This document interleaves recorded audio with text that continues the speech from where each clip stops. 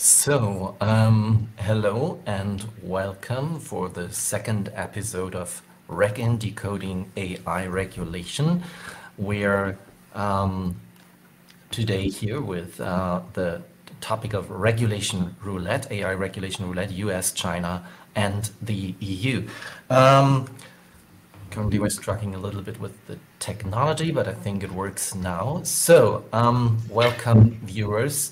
Meet Tia. Tia, my colleague, she's deep into the world of IP and privacy with a strong interest in AI and technology. And I'm here with Peter, my dear colleague and partner here at Spirit Legal, and a big tech enthusiast that has led me into this world, and now I can't leave. Thank you, Tia. Good evening, good morning, wherever you are. As you may know, Tia and I are here hosting this show out of sheer passion for the subject and not for any commercial reasons. We apologize for any technical spontaneity during our streaming. It's all part of the fun, even though some things might not work as expected. But exciting news, we do have launched a new LinkedIn page and would love for you to follow us once we reach 150 followers. LinkedIn allows us to start streaming directly from there instead of utilizing our law firm's account. And despite its being Elon Musk's sandbox for free speech, and consequently offering an at times less than ideal user experience, we're also active on Twitter. We have a new account you can see here. So we've got a robust following and a community that's been thriving for over a decade, as Twitter isn't a completely walled garden yet. We encourage you to join us there. And for your convenience, we'll be publishing our show notes with useful links and commentary as threads on both Twitter and Mastodon. Mastodon also new account here. This will allow you to easily navigate to your preferred information, and simultaneously we can tag authors, driving traffic to their profiles, a feature that is much appreciated by journalists and researchers. So while we haven't yet joined OnlyFans communities, we do have a Linktree page where you can find all relevant links in one place. So join us there and stay connected. And thank you for your continued support. And we're back to taking a deep breath and want to go do a throwback to our last episode. In our last episode, we unpacked an enormous amount of information, around 70 news articles and papers, in fact. You can find all of these in the PDF with our show notes on LinkedIn and on Twitter. And we have an ongoing thread on Twitter, which we hope to complete by the end of the week with all the show notes and all the mentions there. However, we should know that handling long threads on Twitter is or has become a bit challenging recently. So last time we dove into the intricacies of large language models, discussing complex topics like model compression and the intriguing prospect of running these foundation models or models such as Llama on something as compact as a mobile phone. As you can see here, all of the art we used was created with Bing Image Creator and basically based on something that humans produced before. So, and we even touched on unconventional topics like an AI church service where GPT, one of the large language models, the most famous one actually, was employed in drafting sermons. We highlighted the rather humorous risk of models running under the influence when overwhelmed with synthetic data. And let's not forget our exploration of the mysterious world of AI geopolitics, the delicate dance between regulation and innovation, and also, last not least, Google's audacious move to manipulate search results and integrate AI-created paintings into the historical fabric of our world. Also, this very interesting creation here comes up when prompting it on Bing Image Creator. So all these discussions and much more are available in the recording and show notes of our latest episode, but today we set sail for uncharted waters. We have invited guests for the first time to dissect the spinning wheel of AI regulation. So let's embark on this new journey. Thea, could you introduce our guests, please? Yes, we are super excited to have with us today, however, only in recorded form, Odia Kagan, partner and chair of Data Protection International Privacy at Fox & Rothschild. She has bar admissions in Pennsylvania, New York, Israel. She's a LinkedIn superstar. Well, basically, she's everything. And she's going to introduce to us US federal and state laws. Together with her, we have another recorded statement. We have Luca Bertuzzi, the editor for digital content at Euroactive since 2021. He is a journalist specialized in digital policy and the EU affairs, and he's currently reporting on the AI Act from Brussels for Euroactive and today exclusively for RegInt too. And last but not least, we have live joining in from New York, Yeron Sun, research fellow at Guarini Global Law and Tech and Institute for International Law and Justice at the NYU. She holds an LLB from Tsinghua University and LLM from NYU. And her research interests include, among other things, digitally generated data and its influence on policymaking, as well as the interaction between law and technology. So super exciting, but before we start with that, we are going to start with my rant. And today the rant is going to be slightly different than last time, in as much as I am not going to be ranting actually about everything that has happened in the past 2 weeks, so since our last episode, because you see, I could be telling you about the problem of non-peer-reviewed studies, which get published, for instance, this one by some pretty respectful people from some pretty respectful universities, only for its methods to be debunked one day after it was published, and results being debunked another day later. So we had the paper on the June 15th, by the June 18th, we apparently have nothing. I could also be ranting about fake websites run by bots that quote real people with plausible statements according to those people. For anyone interested, the bots also give off medical advice and dietary advice, so if any of you are interested, feel free to check what the bot says. And yes, the website is still live. I could also be ranting about how ChatGPT reproduces Harry Potter verbatim if prompted correctly. Yes, we also tried this. Yes, it does still work. And lastly, we could also be ranting about how this whole hype is making us oblivious of some of the risks that these technologies inherently bring. In many of the same ways as the crypto bubble once did. So we had in 2017 a tea and lemonade beverage maker from New York have his stocks surge for 380% just because it changed its name from Long Island T Corp to Long Blockchain Corp. Of course, the bubble burst eventually and they got fined. However, when we think of these things, then things like this are absolutely no reason to concern. So we have 3 people in France with no product raising over $100 million. That seems plausible. What are they doing? They are developing AI. Of course they are. Well, maybe they are the next Larry Pages and Sergey Brins of the world. I'm not the one to say, but definitely there are some risks. And I'm not, as I said, I'm not going to be ranting about any of that, although I kind of already did, but any more than that at least.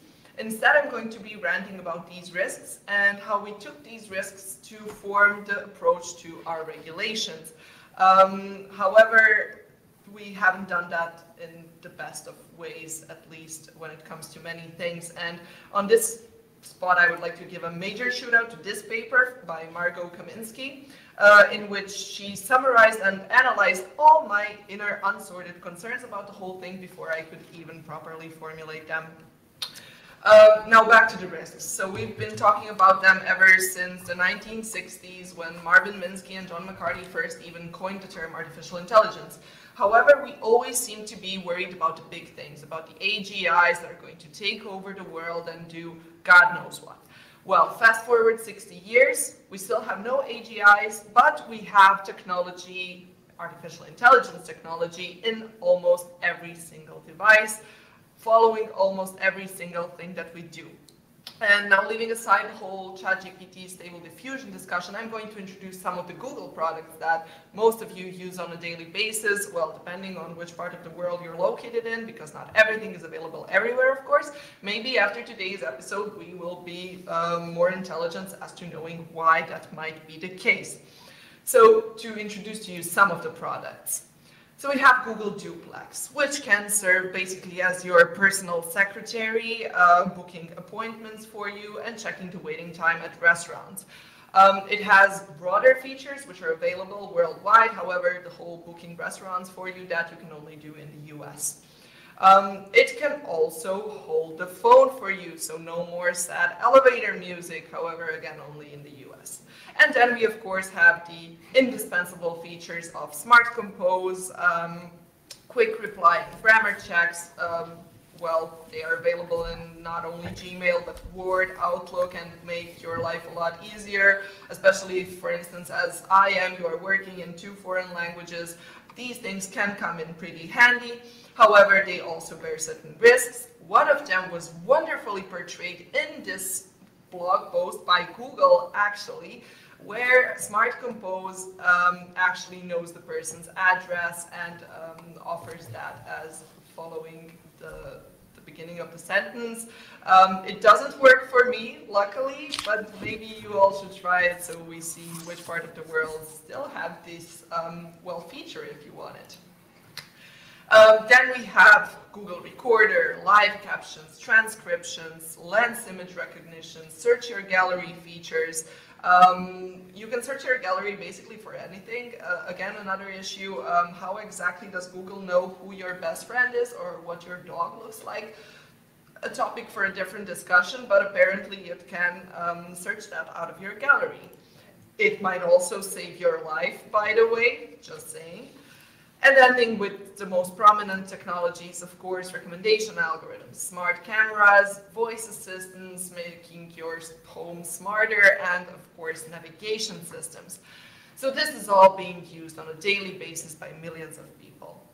And it all has certain risks, and well, that's why kind of most approaches also take this risk-based approach to regulation.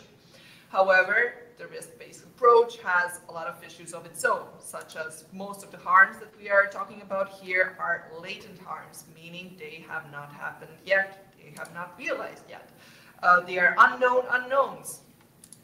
Many of these technologies are so incomprehensible to an average human being that how can you even start begin thinking about the risks that they inherently bring to the fore. But there are also some other issues of the risk-based approach. Some of them include natural transplants. Oops, no, not those. These ones.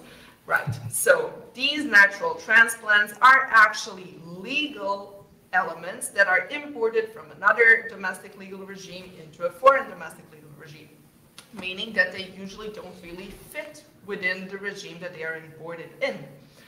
Second issue and big issue is also policy baggage. If you implement a concept from one field of law into another, it will usually not fit in perfectly well because it was developed for another field of law, and not to talk about classification conflicts. Risk-based approach means a lot of very different things depending on where you are. However, it appears everything is still named the same. So it's still all risk-based approach. We still have risk assessments. However, what they actually mean can vary greatly. And nonetheless, this was the approach taken, of course, by the European Union AI Act. It was also the approach taken by the Chinese, apparently, who mostly worry about protecting, well, from the risks to the government and their social order, but still it's protecting themselves from risk. And then, of course, we have also the AI Bill of Rights, which for anyone interested mentions the word risk 98 times in 63 pages.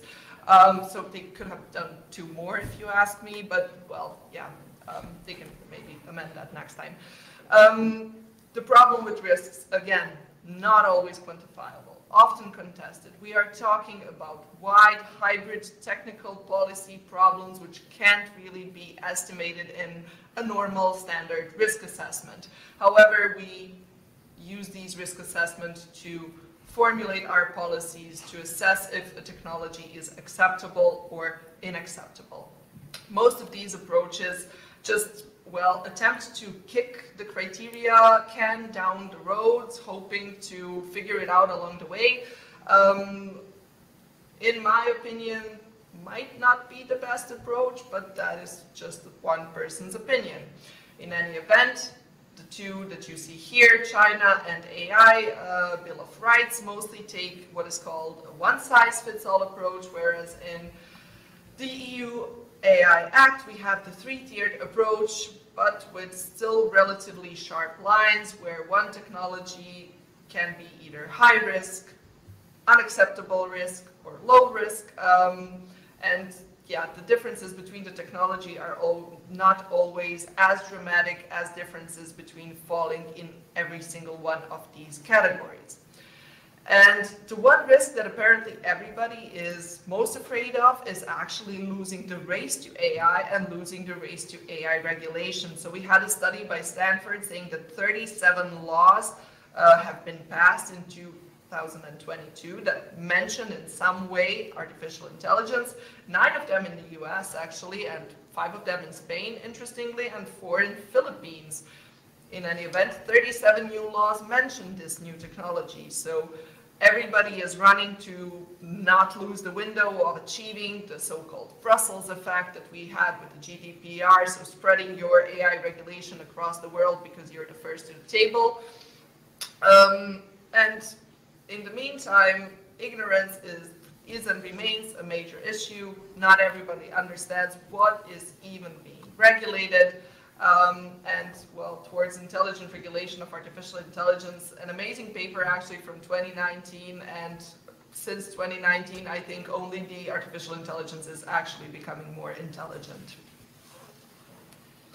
And now that we got that out of the table, we can go through some of the papers and the articles that were published in the past 2 weeks that we read and that we find interesting and that we can recommend for you as reading.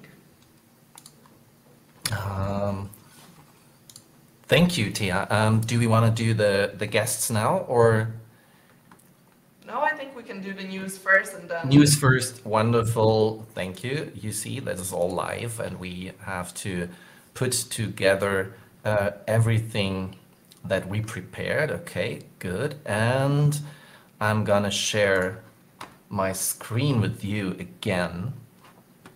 This week we had to go through a ton of papers and news articles and pick out like only the top 8 most important ones. And as the first article that I would like to suggest, I picked this one, and it's called "Why Johnny Can't Prompt." And researchers from Berkeley, Cornell, and the Georgia Institute of Technology, they have bad news for us regular people. They say, "Why Johnny Can't Prompt, how non-AI experts try and fail to design LLM prompts," and they explain why in their newest paper. Their study suggests that if non-AI experts could effectively engage in what they term end-user prompt engineering, they use the prototype LLM-based chatbot design tool. So interestingly, the study found that participants tended to explore prompt designs more opportunistically rather than systematically. They also faced difficulties that mirrored those in end-user programming systems and interactive machine learning systems that existed before. Misconceptions stemming from human-to-human instructional experience and a propensity to overgeneralize pose significant barriers to effective prompt design. So, especially These findings hold important implications for the design of LLM-based tools aimed at non-AI experts, like which most of us are, and underscore the need to improve LLM and prompt literacy among the public, lawyers. My dear friends, from own experience, I can tell you the assumption that a prompt which proves successful in one instance will demonstrate similar effectiveness across all scenarios can be a common pitfall in the interaction with LLMs. This belief can lead to unexpected results or even a failure in communication with the system, with the model.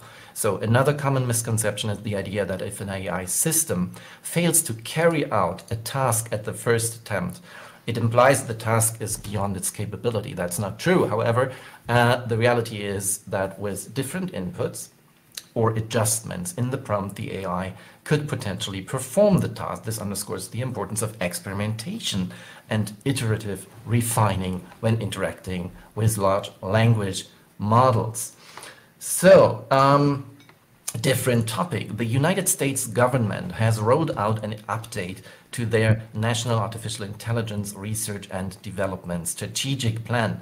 The 9-point approach addresses everything from AI innovation to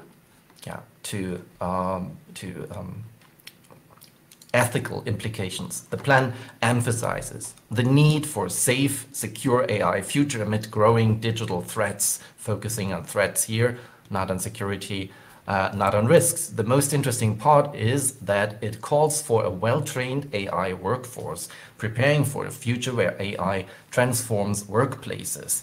Not sure this future is already here, but we're gonna see over the next months how that develops.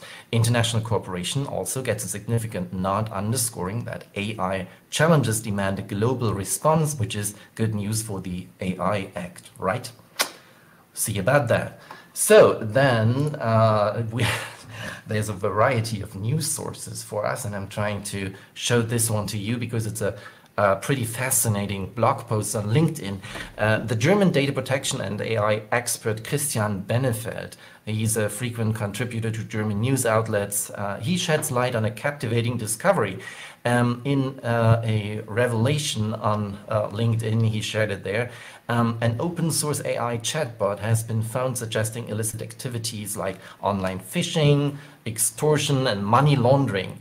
His Christian's LinkedIn post details how this chatbot called Dix, D-I-X, advises unethical activities such as blackmailing victims using hacked sensitive details, demanding a lower ransom to avoid detection, and using Bitcoin mixers to hide illicit funds. The author's experience raises serious questions about the ethical and moral implications, also the legal implications, of AI technologies, given the flexibility of character creation in open source platforms such as Chop AI. This issue further escalates. In the light of these findings, urgent discourse on AI ethics and AI laws is needed to prevent the misuse of the technology, particularly with open source tools where regulatory oversight is more challenging.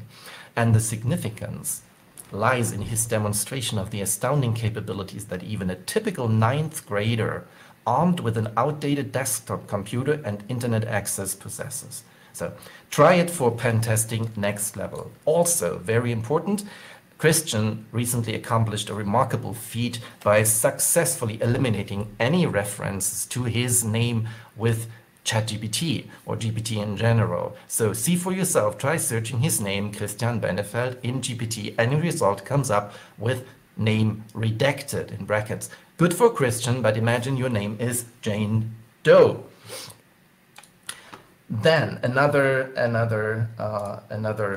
interesting article by Hyperts. Hyperts is a medium-sized software services company that explained in their article here also on LinkedIn. Very weird picture they chose, but like those are weird times. And they chose to operate their own cloud and AI system rather than tapping into the capabilities of major global providers such as Amazon, Google, and Microsoft. That's like a different approach that we found interesting. Hyperts states in a kind of ironic posting on LinkedIn, for us as a medium-sized software service company with only about 150 employees, all highly qualified, by the way, the risks are far too high for us to use cloud systems from global providers. They highlight the ironic situation of navigating the risks associated with the global providers, which include resource-intensive separation from the cloud providers, dependence on arbitrary licensing cost policies, and potential spying on their innovations by those providers. So the company humorously admits its limitations, saying, we don't have the know-how to run our cloud platform as efficiently as the major global cloud providers. And they further note that their own cloud front ends are not as colorful as those of the global providers, which is a confession or concession of style over substance. However, the company emphasizes advantages such as flexibility in software customization, increased data security, cost effectiveness, and transparency about data locations, all of which are benefits born out of their decision to sidestep global cloud providers. Interesting decision, interesting discussion points for companies using AI cloud-based services. So, and then again, researchers from Aberdeen and Tübingen ask, will we run out of data? An analysis of the limits of scaling data sets in machine learning. And their analysis presents an interesting forecast about the future of data sets used in machine learning, particularly in natural language processing and computer vision. So the study extrapolates the growth of data set sizes using historical growth rates and estimates future compute budgets. Super interesting calculations. They have changed over the last 2 years a few times. I've seen a lot of these calculations before. So the analysis uncovers a startling revelation. The supply of high-quality language data, so we humans as suppliers of high-quality language data, this supply may run out sooner than expected, likely before 2026. And as for low quality language data and image data, their depletion could occur much later, like between 2030 and 2050. So social media will be around, but that's like low quality data. And these predictions raise crucial concerns about the sustainability of the current trend of ever-expanding machine learning models that heavily rely on large data set. And the study suggests a need to improve data efficiency drastically or identify new data sources to keep up with the growing demands of machine learning technology. The new data sources, of course, synthetic data comes to mind, but also we discovered in our latest episode or last episode that synthetic data may lead to a model collapse. Cool. And AI is a lot of work, and this is maybe the most important paper of the last weeks or months, written by Josh Cesar, and it's a true must-read. And they are asking, how many humans does it take to make tech seem human? The answer is millions. And I quote, I don't want to spoil the article, so I just quote, ChatGPT seems so human because it was trained by an AI that was mimicking humans who were rating an AI that was mimicking humans who were pretending to be a better version of an AI that was trained on human writing. So if you lost track of who's training whom, that's fine. Just read the article. It's really, really great. It also has pictures. So Tia, there are other articles too. Do you want to tell us? Oh, that quoted sentence really made my head spin for a sec there. Yeah, I'm going to introduce to you this article on generative AI being a minefield for copyright law. Nothing new there. That has been an ongoing discussion. However, this relatively new article is a solid one for anyone entering the topic. So it features the most controversial occurrence of the past year, namely Jason Allen winning the Colorado State Fair Prize with an art piece created by Midjourney, and all the issues that raises. For instance, it mentions and briefly clarifies the issues about the training data that is used for training these models, how that data is or is not copyright protected, that is in most cases is copyright protected, and can it not be used for training these models. Then, of course, over to who owns the rights to the produced outputs, and finishing with a broader sociological implications caused by the changes to the way we see, interact, or understand art. Basically, the article is a summary of a longer scientific article, Art and the Science of Generative AI. So that can be then the next step for anybody interested in the topic. And for anyone already deep in the topic, we do plan on holding one of the episodes on actually copyright and all the issues in and around machine learning. And another issue that is actually kind of semi-related to that is, will ChatGPT make the web toxic for its successors? Now here comes the part that Peter already briefly mentioned a couple of minutes ago, so models collapsing. Basically, in this article, the results of, a longer Oxford study, which I would recommend reading. However, for anyone not having the time to read an Oxford study, we do recommend this article. They summarized this concept of model collapse and data poisoning. The general idea is that the still predominantly theoretical future models are going to be trained again on the internet. However, this internet will no longer be clean. It will be poisoned by all the data that today's models are creating and again putting on the internet. This leads to, well, somewhat of a negative feedback loop with the correct answers, or not the correct answers, but the answers offered by the model as the most probable ones are used to train the algorithm, which then offers more probable answers, and you see where it's going. So probabilities end up being certainties because models are learning on more and more certain data. Well, for anyone that wants to know more of the topic, definitely recommend reading this article, or maybe wait for our webinar. There we will get much deeper into this topic.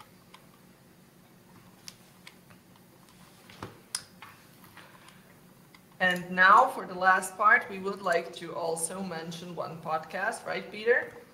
Right, that's absolutely true. We are going to mention this one, Mystery AI Hype Theater 3000. I came across this very cool podcast a couple of weeks ago, and it is announced as follows: artificial intelligence has too much hype. In this podcast, linguist Emily Bender and sociologist Alex Hanna break down the AI hype, separate fact from fiction and science from bloviation.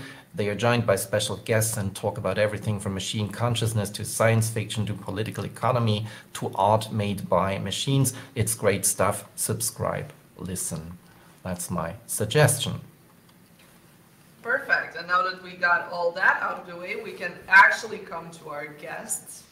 We are going to do it in the following order. So we are going to hear the statement from our correspondent from the US, so Odia. Then we are going to head over to Yirong and hear what she has to say about China. And then we're going to finish off with the European Union and whatever is happening there. Great. Odia recorded this statement this morning, and here we go. Hello, I'm Odia Kagan, and I am broadcasting to you from Tel Aviv, where I'm attending Cyber Week, which is why this formatting and no AI is going to make up for this lighting. So instead, I'm going to talk about what AI regulation is looking like in the US. So while we were all anxiously waiting Godot or the EU AI Act, the US has been extremely active in the AI front. So a couple of days ago, June 22nd, NIST, the US Standards Institute, has announced that it is forming a generative AI working group in order to build on its AI risk management framework. The working group is going to be a vehicle to gather input and guidance that describes how the NIST AI risk management framework can be used for development of generative AI technologies. It's going to work with NIST on supporting testing and evaluation and management, and it's going to explore some specific opportunities to increase the likelihood that powerful generative AI technologies are going to be used to address top challenges in a way that is ethical. And that was because 2 days earlier, in June 20th, President Biden issued a statement on AI. And he said very clearly that the current administration is committed to safeguarding Americans' rights and safety, protecting privacy, addressing bias and disinformation, and making sure that AI systems are safe before they are released. So we have endorsement at the highest level in the federal government. And besides that, a few days earlier, we have a federal AI bill that was filed and is going to supports the introduction of a national AI commission that is going to be bipartisan and bicameral, and is going to create legislation, is going to focus on regulating AI. Besides that, what we have is the FTC is already actively, the Federal Trade Commission, which is the de facto U.S. privacy regulator, is already enforcing behavior which is deceptive or unfair in AI. Commissioner Levine, in a interview with Gizmodo, basically said that notice and choice is dead. Data minimization and ethical AI is the way to go. And he said that the FTC is already enforcing in situations where data practices, including data practices involving AI, are harming people. And they actually said that the FTC, including in the Ring and Alexa cases, have already required companies to delete data that was used to train models or used to that was unlawfully gained. And so he basically said that there's no reason why that same requirement, those same remedies won't be used in connection with AI. Besides that, we have a statement, a joint statement from the four key enforcement authorities: the Federal Trade Commission on Privacy and Antitrust, the CFPB, which regulates financial institutions, the EEOC, which regulates labor and employment, and DOJ, the Department of Justice, issued a joint statement that basically said, we don't need a new dedicated AI law. There are existing laws of which they are in charge, and they will each in their own sphere enforce, and they actually listed prior enforcement that they had undertaken. I posted this on LinkedIn. I welcome you to connect with me and to see these updates. The other developments are that we have 2 AI laws that were signed, one of them in Connecticut and one of them in Texas. And they are basically govern the establishment of a task force that will make recommendations regarding AI in government, or in Texas, an advisory council that will study the systems to be joined by to be used by the government to serve as a model for the private sector. In addition, we have 4 bills that have been filed over the last month. California on an interagency AI working group, California on automated decision making, Maine AI bill, and a Michigan AI bill. So the U.S. is super active on both the federal and the state levels regulating AI. We have federal agencies that are already enforcing. We have the FTC, which has already undertaken in its recent enforcement actions requirements to delete data that was unlawfully collected and from using it going forward. So the U.S. is really active already, and it's a day-to-day developments. So stay tuned for the next episode, and thank you very much, Peter, for inviting me. Well, that's super interesting, especially the part that they don't need artificial intelligence regulation, and yet they are the state that enforces most of them and enacts most of them. Interesting conclusions. Definitely, there's a lot going on in the US, and I mean they are maybe the biggest player in the AI sphere currently, or is that rather China? Let's find out.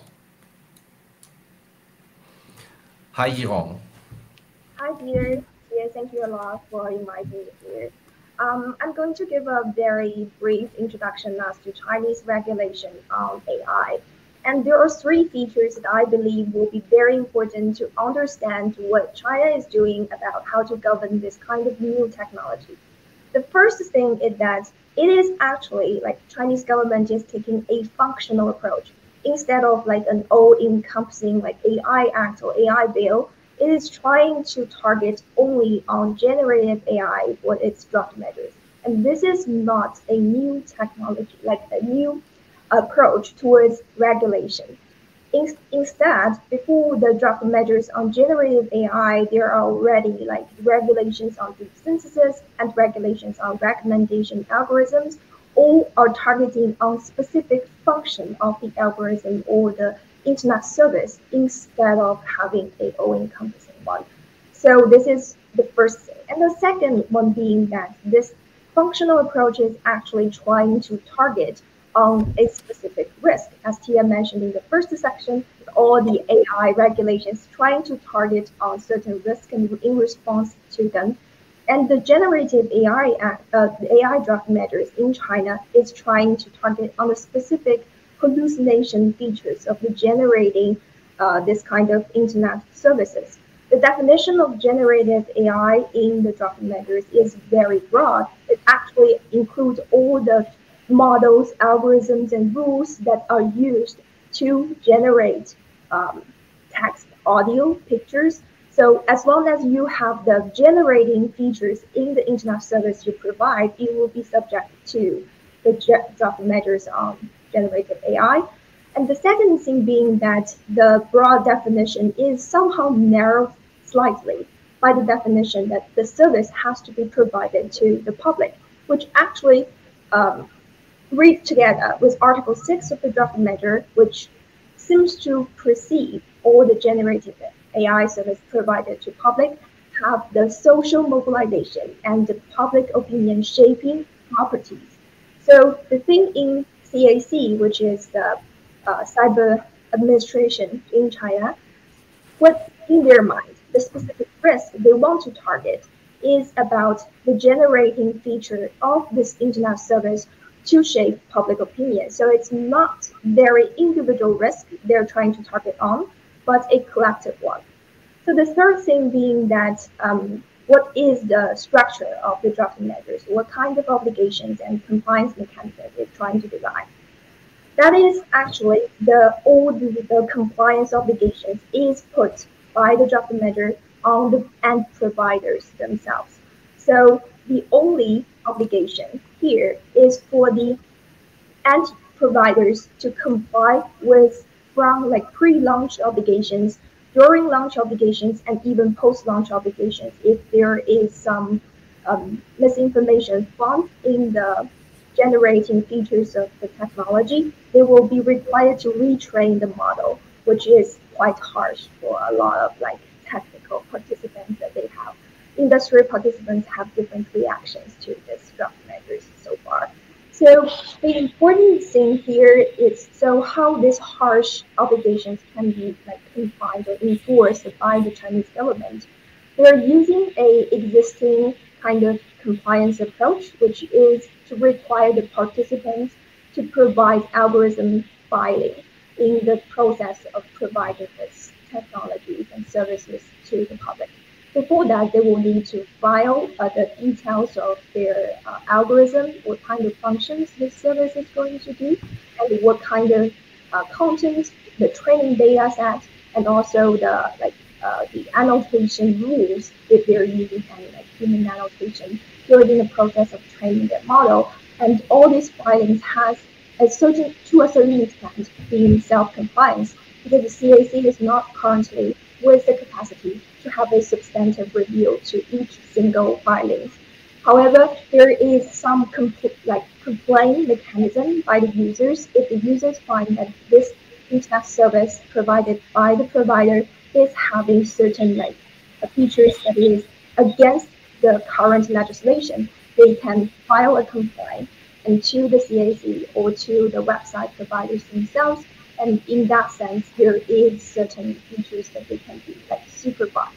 So this is basically like a general overview of the current draft measures. If you would like to see more details, that we have, me and my colleague, Jing Xian at Hong Kong University have a new blog at the A Future of Privacy Forum.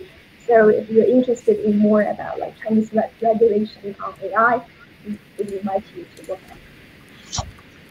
Perfect, Yaron. Thank you so much for shedding the light. For everything that you said, it sounds kind of something similar, actually, that the European Union is doing, just very specific to generative AI, and of course with a touch of protecting the state interest, which is something that is not as dominant in the European Union. But definitely super interesting. Thank you so much for sharing. And we will, of course, include your blog in our show notes. One last question. Yvonne, do you have any idea how they want to achieve this type of control? I mean, we have seen speculations about GPT-4 being not a single model, but a set of, like a subset of different models. So would it be possible, or is it even already in like work in progress, to have like a set of models and then have a censorship model that controls the rest of the models? Because I mean, it's super difficult if anyone with API access can access these models and prompt results. So we saw it with Christian Benefeld when they like deleted his name. We all know it's impossible to delete it in the model. You can like roll it back to a previous version, which kills all the progress. But the only way to do that would be you have a censorship blacklist model to stop or to kill unwanted results. So I'm just trying to figure out like which model is bigger, the generative model or the censorship model? Actually, there is one of the provision in the draft measures that is kind of like infamous for the industrial participants. It's basically saying that it's not enough for you to filter away the bad results that generated by your model. You have to retrain it, which actually means that CAC does not have the capacity to have a very large model to all-encompassing and enforce their rules against those service providers, at least not in the very foreseeable future. So that will be a thing. So a lot of like participants actually thinking, especially like legal scholars, is actually saying that it's not very like feasible like for the CAC to know like whether they are retraining their model or just to filter the like content away, and what's the difference between them. If that thing is just not generated, why we have to retrain? Yeah, yes. I understand. I mean, we have a similar issue already with the right to be forgotten, Article 17 GDPR, where you can say, okay, the models can't forget, like machines cannot unlearn, but you can like stop them from reusing the data again or substitute it with tokens or whatever idea comes to your mind. But anyway, thank you very much. That was very insightful. All the best for the future and great research. We posted the link to the Future of Privacy Forum blog unveiling China's generative AI regulation already here. So anyone can see it. And great, hope we can continue our talks in a couple of weeks or so. Update each other. Thank you. Thank you. Okay, cool. Tia, so our last guest, Luca, I'm gonna try to call this one up, adding it to the stream. Union is at the forefront of adopting legislation in the field of artificial intelligence. The approach is based on risks. So the EU has set out several categories of AI applications, starting with those that pose an unacceptable risk that are banned from the EU, and those that can pose a significant risk for people's health or fundamental rights, which will have to comply with a specific regime in terms of risk management, data governance, technical documentation. So this is the first comprehensive law on AI worldwide, and it is likely to also impact regulation around the world for other jurisdictions. We have seen in the past voluntary measures and codes of conduct, ethical guidelines. The EU is the first one to put this into a comprehensive framework. And I think that many people in the industry share the view that since AI is moving so fast, it will be very much needed to provide legal certainty with regards to upcoming applications that maybe we are not even seeing or we cannot even conceive right now. The AI Act puts a lot of its compliance work into technical standards, whereby compliance is assumed when you are complying with a technical standards that is recognized by EU law, called harmonized standards. The standardization process is, of course, industry driven. There has been some controversy around the fact that since the AI Act touches upon fundamental rights, this is the best way to make sure that fundamental rights are respected. And looking at the official request from the European Commission, they have also included references to ensuring fundamental rights are built into the technical standard. One more question. So you think that it's really best practice, these standards, and they are not just meant to buy time for further consideration? So I think standards are important because you need the industry involved in defining what can be done practically and what not. A separate discussion is how you ensure that standards actually reflect what you want them to reflect, which can be fundamental rights, but also,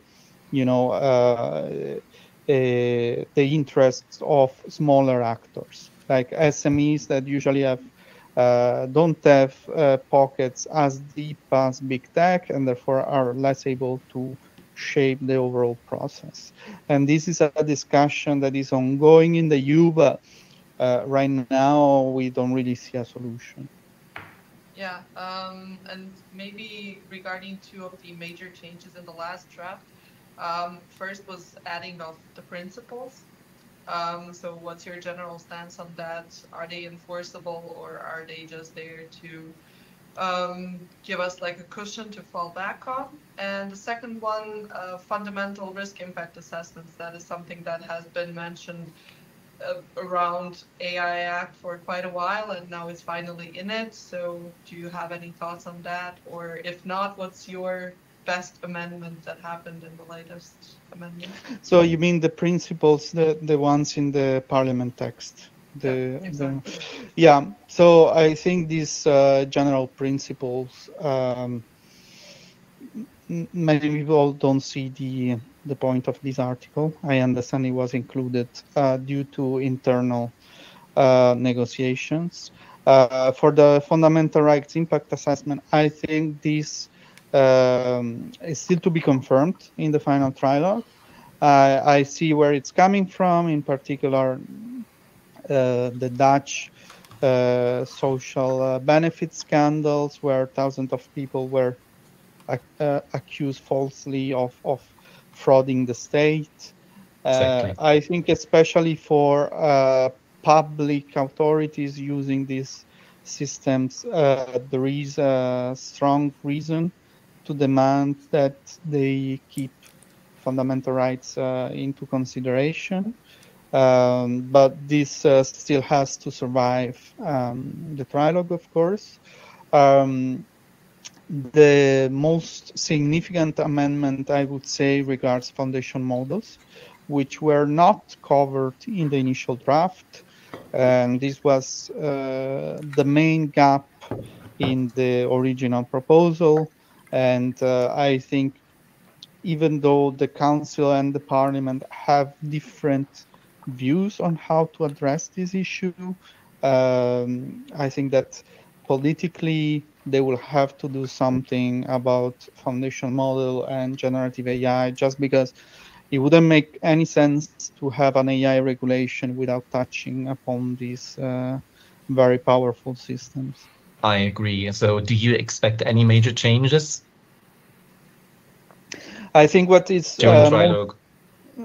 what is most likely is that you will have this tiered approach.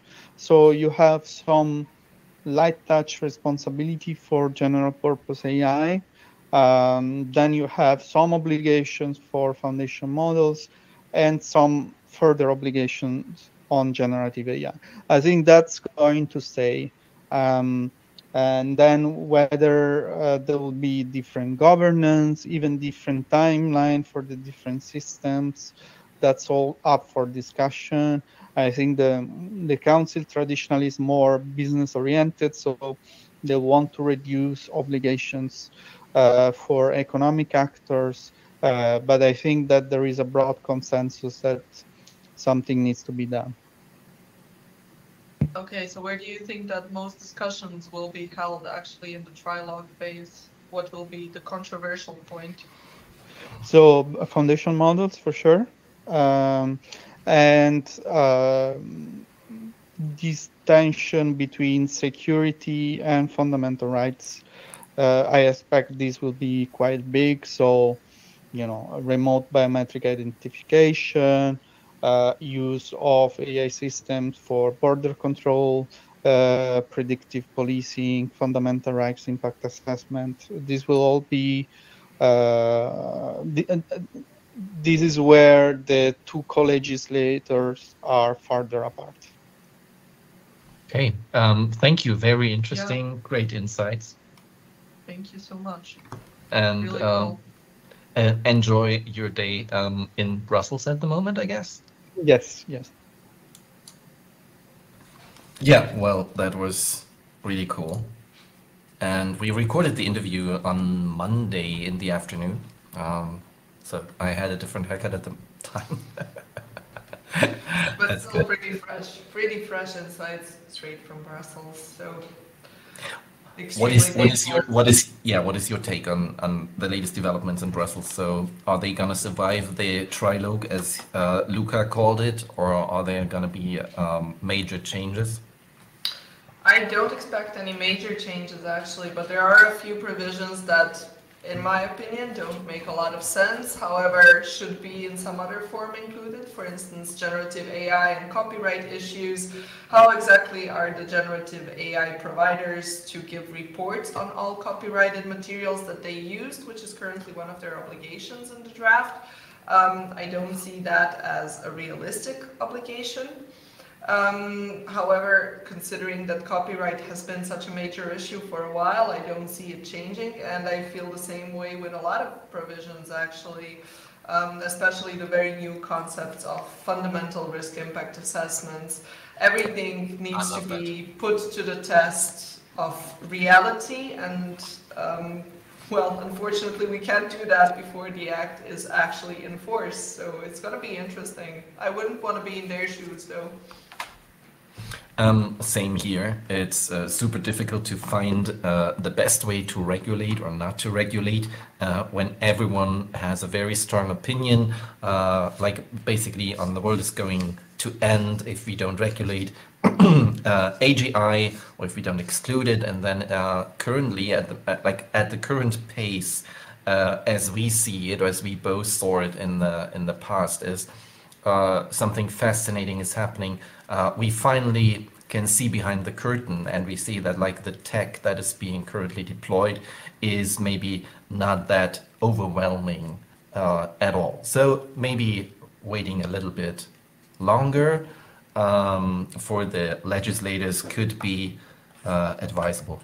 Anyway, my personal opinion, you don't have to agree with it. And that actually brings us spot on to the end of this episode. Yes, great. We are like, it took us 1 hour, exactly 1 hour. Thank you all. It was great. We have a date for the next episode. It's July 13th. And the next episode, episode 3, will definitely deal with copyright and AI. I'm not estimating that it will be over in 1 hour alone, because we might have guests and we might need to dive deeper into the technicalities, the details of machine learning, of training neural nets. And we need some time to explain all the stuff and to present the different positions, especially on the fair use and the text and data mining exceptions.